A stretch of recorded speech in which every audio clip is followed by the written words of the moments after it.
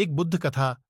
किंवदंती है कि बुद्ध एक बार जेतवन में उपदेश दे रहे थे और अंत में उन्होंने कहा, जागो, समय समाप्त हो रहा है। 1 घंटे बाद वह अपने निकटतम शिष्यों के साथ बाहर निकले, जिनमें सदैव सेवा करने वाले आनंद और हमेशा जिज्ञासु शारिपुत्र भी शामिल थे। बड़ी संख्या में लोग अभी भी प्रबुद्ध आर्षि की एक झलक पाने के लिए इंतजार कर रहे थे। बुद्ध एक शांत कोने में द्वार के पास रुक गए ताकि भीड़ छंट जाए और वे वहां से गुजर सकें।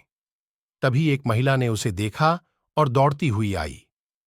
तथागत, उसने झुकते हुए कहा, मैं एक नर्तकी हूं और मुझे शहर के सबसे अमीर व्यापारी की हवेली में प्रदर्शन करने के लिए निर्धारित किया गया था। ये बात मेरे दिमाग से पूरी तरह उतर गई थी, लेकिन आप तो सब जानते हैं। जब आपने ये कहकर समापन किया, जागो, समय समाप्त हो रहा है, इसने मुझे आज मेरी प्रतिबद्धता की याद दिला दी। मैं आपको पर्याप्त धन्यवाद नहीं दे सकता। आज मुझे जो भी प्राप्त होगा उसका आधा हिस्सा आपके चरणों में अर्पित कर दूंगा। बुद्ध मुस्कुराए और उसे आशीर्वाद दिया। वे मुश्किल से कुछ ही कदम चले थे कि एक आदमी बुद्ध के पास आया और उनके पैर पकड़ लिए। बुद्ध ने उससे उठने को कहा। हे शास्ता, उस आदमी ने कहा, मैं जानता हूं कि आप कभी किसी का मूल्यांकन नहीं करते, इसलिए मुझे अपना सच आपके सामने कबूल करना होगा। कई महीनों से मेरी नजर एक अमीर आदमी के घर पर है, जहां मैं सेंध लगाने और चोरी करने का इरादा रखता।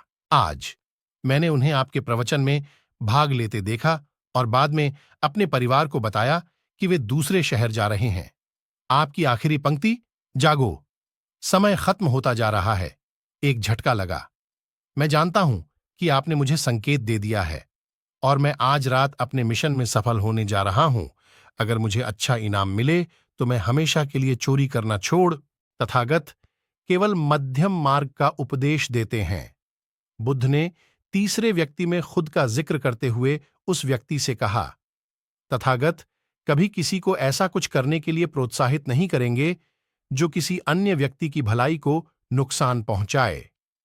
मैं बस इतना जानता हूं कि उपदेश में आपकी अंतिम टिप्पणियां मेरे लिए थीं, उस व्यक्ति ने कहा और बड़े सम्मान के साथ बुद्ध से विदा ली। इससे पहले कि बुद्ध कुछ कह पाते, वह आदमी पीछे हट गया।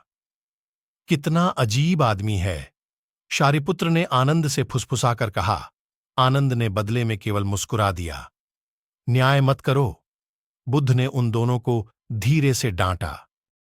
जल्द ही यह बात फैल गई कि जागृत आशी अपने शिष्यों के साथ विहार के बाहर टहल रहे हैं और भीड़ फिर से इकट्ठा होने लगी।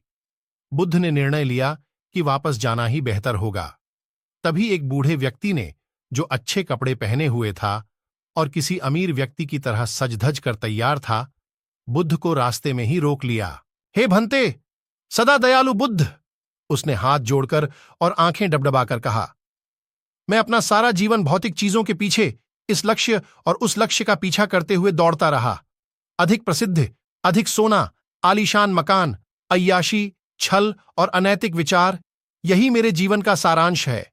किसके लिए, किस लिए, मुझे आश्चर्य है। आपके आज के प्रवचन ने मेरी आंखें खोल दी, विशेषकर जब आपने समापन वक्तव्य दिया, जागो, समय समाप्त हो रहा है।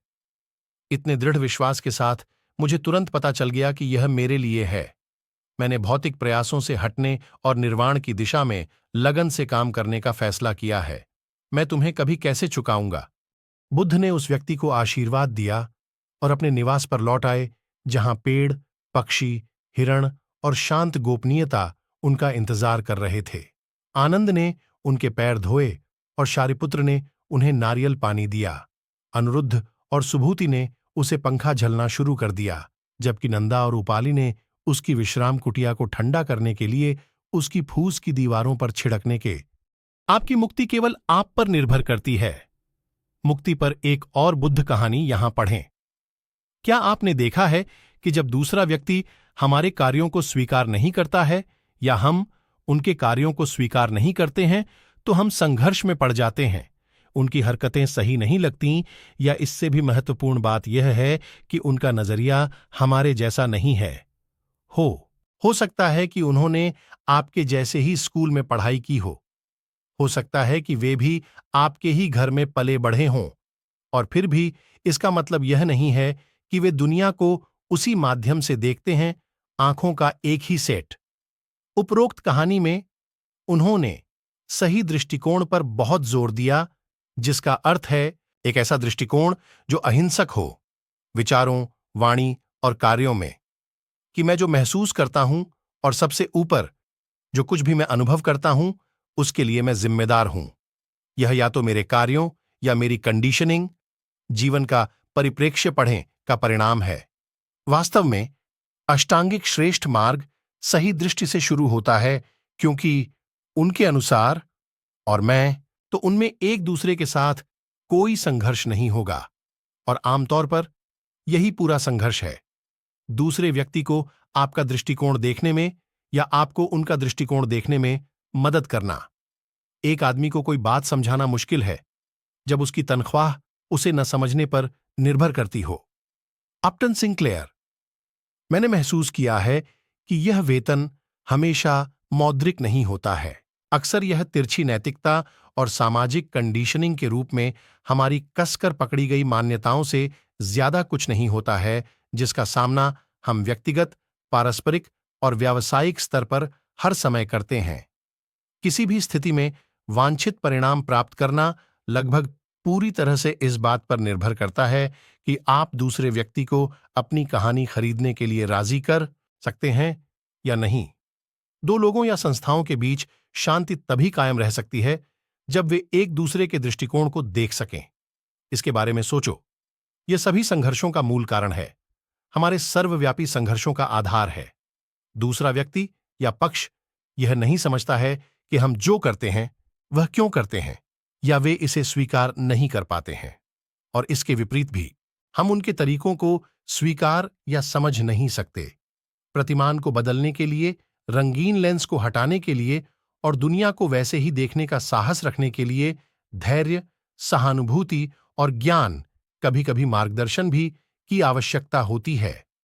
वास्तव में विचारों की गैर परीक्षा अच्छे ध्यान के 6 सिद्धांतों में से एक है। जब तक आप पानी को हिलाना बंद नहीं करते, तब तक आप तालाब की सतह पर क्या है यह नहीं देख सकते। जब मन निर्णय और विश्लेषण के साथ उग्र हो रहा हो, तो उसे शांत करना, ताकि आप चीजों को वैसे ही देख सकें जैसे वे हैं। यही ध्यान है। मेरा सही दृष्टिकोण से यही मतलब है। यहां आपके लिए माइंडफुलनेस पर एक और बुद्ध कहानी है। आप हमेशा खुश कैसे रहते हैं? मुल्ला नसरुद्दीन के मित्र ने एक दिन उससे पूछा। मुल्ला ने कहा, यह बहुत आसान है मेरे दोस्त। मेरी एक सुंदर और बुद्धिमान पत्नी है।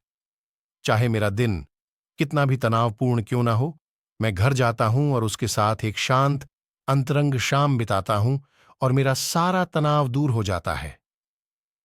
वास्तव में ये काम करता है, ये काम करता है, मुझ पर विश्वास करो। उसके मित्र ने बुद्धिमान सलाह के लिए उसे धन्यवाद दिया। लगभग 2 सप्ताह बाद जब मुल्ला अपना खाना खा रहा था, उसने दरवाजे पर दस्तक सुनी।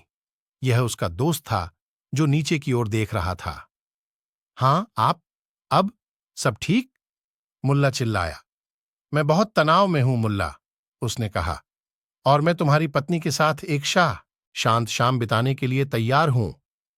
अब आप जानते हैं कि दुनिया को दूसरे व्यक्ति के नजरिए से देखने का मेरा क्या मतलब नहीं है। ऐसा नहीं है कि हमें वही करना चाहिए जो वे अपनी दुनिया में करते हैं। अक्सर इसका सीधा सा मतलब यह होता है कि हम अपनी दुनिया में संभावनाओं की एक पूरी श्रृंखला लेकर आते हैं, ताकि हम स्थिर और प्रतिगामी न बने।